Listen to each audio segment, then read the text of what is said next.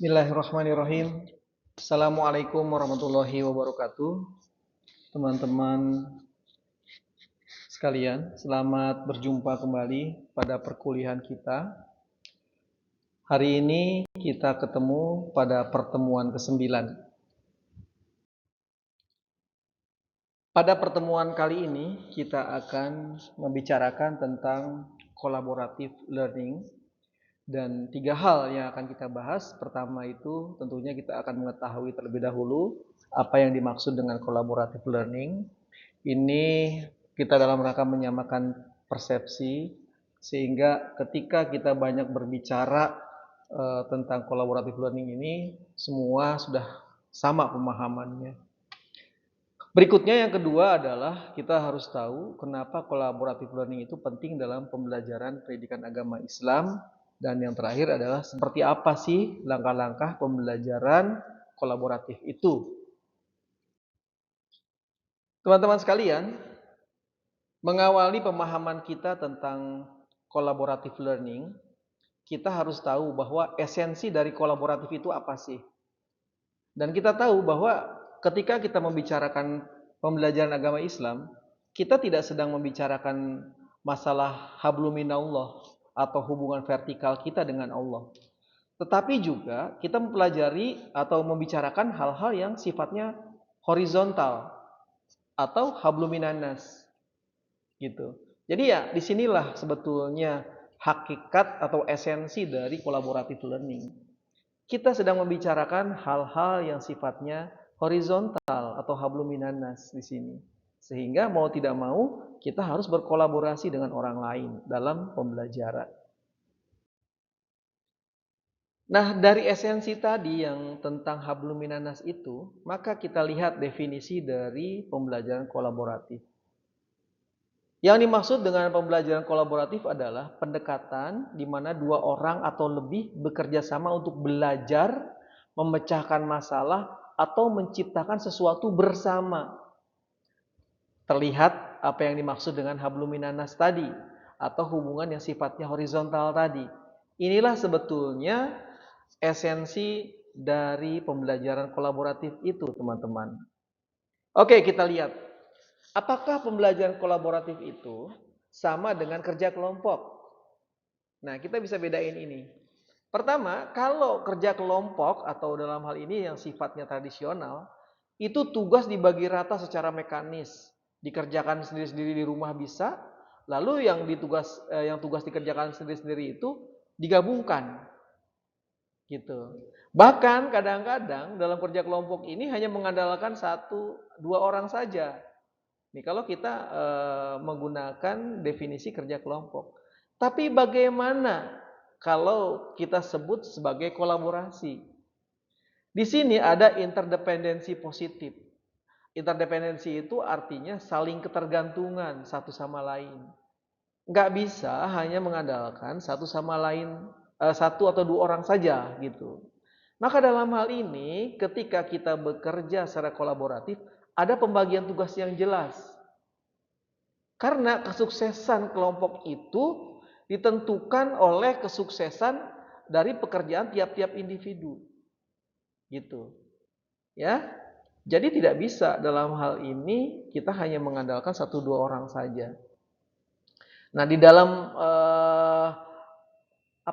collaborative learning ini kita melakukan proses sharing pemikiran.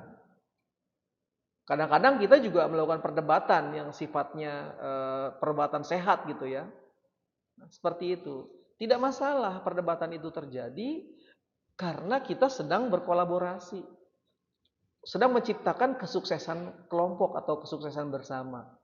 Jadi di sini peran guru sangat penting dalam menciptakan proses pembelajaran yang sifatnya kolaboratif.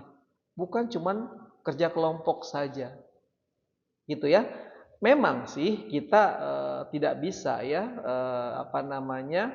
memisahkan dua definisi ini. Sebetulnya kalau kerja kelompok itu dilakukan dengan cara memunculkan interdependensi yang positif atau saling ketergantungan yang positif antara satu dengan yang lain, itu adalah pembelajaran kolaboratif. Gitu ya teman-teman. Nah, artinya kalau kolaboratif itu sudah pasti dikerjakan secara kelompok, tapi kalau kerja kelompok itu belum tentu itu adalah pekerjaan kolaboratif. Seperti itu. Teman-teman, saya ingin teman-teman setelah ini coba bisa membedakan antara cooperative learning dengan collaborative learning. Gitu ya. Kooperatif sebetulnya pembelajaran yang juga sifatnya bekerja sama gitu ya, cooperative learning gitu. Tapi tadi cooperative learning ini cenderung lebih tradisional teman-teman, cenderung ke arah kerja kelompok tadi gitu ya. Tapi kolaboratif tadi ya ada interdependensi, ada tingkat ketergantungan satu sama lain. Di sini dibedakan apa itu cooperative learning gitu ya, dan yang sifatnya collaborative learning. Lihat aja otonomi murid. Dalam cooperative learning, ini masih teacher center nih. Peran guru masih sangat tinggi. Tapi kalau collaborative learning, guru itu sudah harus melepaskan powernya gitu. Harus sudah membagi peran dengan murid.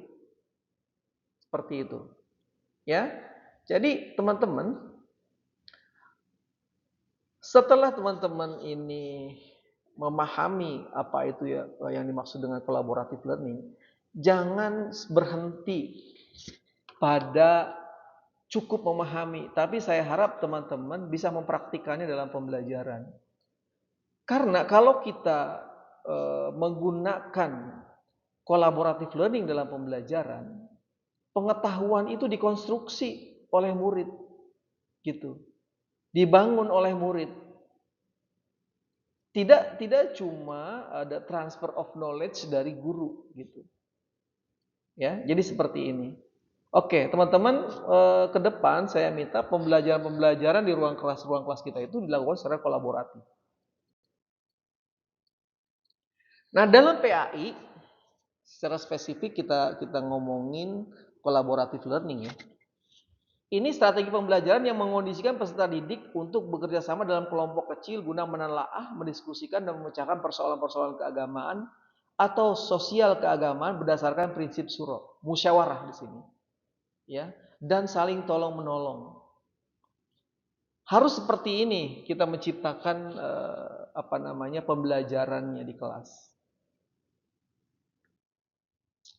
Ada 3 pilar dalam menciptakan pembelajaran kolaboratif ya, atau collaborative learning di dalam PAI. Pertama, berdasarkan prinsip asyuro atau musyawarah, kemudian prinsip ta'awun ya, saling ketergantungan positif, dan terakhir adalah prinsip manajemen ikhtilaf atau pluralitas opini.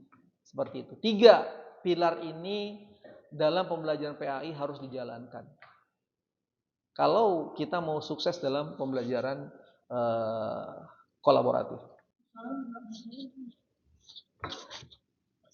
Kemudian kita lihat teman-teman prinsip satu persatu ya. Ini ada prinsip musyawarah. Gitu ya. Prinsip musyawarah itu kita mencoba berpedoman pada Quran surat Asy-Syura ayat 38 gitu ya. Gitu ya, bahwa kita coba mentransformasikan kelas PAI yang dogmatis menjadi kelas yang diskursif gitu. Jadi tidak lagi guru itu belajar itu secara teacher center. Guru harus menghargai setiap argumentasi yang disampaikan oleh murid-muridnya. Asalkan argumentasinya itu berbasis keilmuan. Gitu, berbasis keilmuan. Jadi jangan lagi guru itu langsung memberikan pengetahuan itu yang sifatnya transfer of knowledge tadi. Jadi biarkan murid itu saling berdiskusi, saling beropini gitu ya. Sehingga terbentuk atau terkonstruksi pengetahuan baru. Kemudian yang kedua, menciptakan saling ketergantungan gitu ya, yang tadi menjadi kunci dari collaborative learning gitu. Jadi kita harus menciptakan sedemikian rupa keberhasilan akademis itu teman-teman yang memiliki pengetahuan yang relatif lebih cepat gitu ya, yang belajarnya cepat gitu, fast learning gitu ya, untuk coba membantu teman-temannya yang slow learning gitu. Jadi inilah kemudian tercipta saling ketergantungan ini. Jadi yang cepat menangkap pengetahuan itu tidak meninggalkan teman-temannya yang lain. Nah, yang terakhir kita mencoba memunculkan atau menghidupkan pluralitas opini gitu. Karena kita ini melatih soft skill si anak gitu ya, bahwa ya kita harus tahu perbedaan itu satu hal yang biasa terjadi gitu, boleh terjadi perbedaan. Perbedaan pendapat itu boleh. Kita tidak boleh saling memaksakan pendapat, apalagi sampai kita itu memaksakan bahwa pendapat kita lah yang paling baik. Itu tidak seperti itu. Itu tidak boleh. Jadi 3 prinsip ini harus dijalankan sama guru ketika guru itu mau melaksanakan collaborative learning dalam pembelajarannya. Nah, mengapa pembelajaran collaborative learning itu penting dalam PAI? Ini tadi ya teman-teman, dalam prinsip ta'awun ya, kita langsung mengimplementasikan Quran Surat Al-Ma'idah ayat 2, dan tolong menolonglah kamu dalam mengerjakan kebajikan dan takwa. Itu sampai tadi tercipta tingkat saling ketergantungan gitu ya. Kemudian menghidupkan budaya tradisi ilmiah Islam gitu ya. Kita jangan memaksakan kehendak kita dan jangan menganggap apa yang kita pikirkan atau yang kita ketahui itu yang terbaik gitu. Nah, ini tentunya menghargai perbedaan. Dan apakah ini bisa diterapkan di kelas-kelas yang lebih rendah seperti di SD? Sangat bisa gitu. Sangat bisa. Jadi kalau anak-anak dari SD memang sudah terbiasa dengan menghargai perbedaan, itu jauh lebih baik. Terakhir saya akan coba menyampaikan kalau teman-teman mau melaksanakan pembelajaran kolaboratif itu seperti apa sih langkah-langkahnya. Ada 5 langkah-langkah. Pertama, kelas itu kita kondisikan dan guru itu memberikan pemahaman terhadap kelas gitu tentang masalah-masalah yang akan dibahas pada saat itu. Jadi kita orientasikan masalahnya dan kita bikin tim. Timnya juga tim yang adil gitu ya, jangan dikelompokkan anak-anak yang